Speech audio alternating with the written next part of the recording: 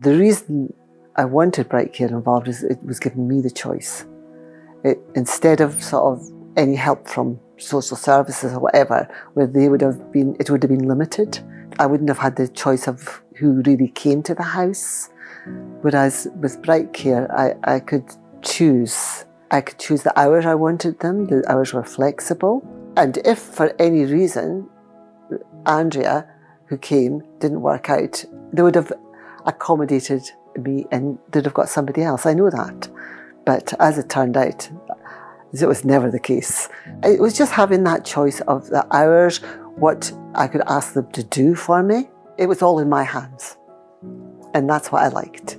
I was still in control of who would be with my husband and what they would do for him and what they could do for me. My husband never was that bad that he didn't remember people. He'd forget their names, but he always remembered somebody who'd come to the house or whatever.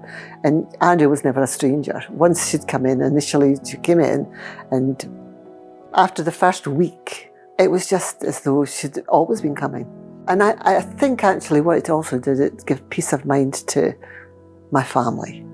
They knew that I was getting a break, their dad was being well looked after. They weren't going to be called on in an emergency to drop everything straight away because somebody else would take control if that ever happened. He just accepted the fact that he needed the help and that it was a professional that was giving him the help as well.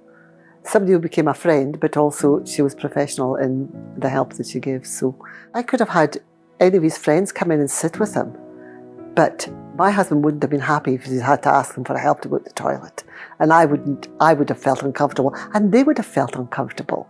He never lost his dignity, no, and he was never meant to feel as though he had. I hope I never need Bright Care myself, but definitely I want my family to involve Bright Care if ever it became necessary for me. I can't recommend them highly enough, that I would even be comfortable with having them myself.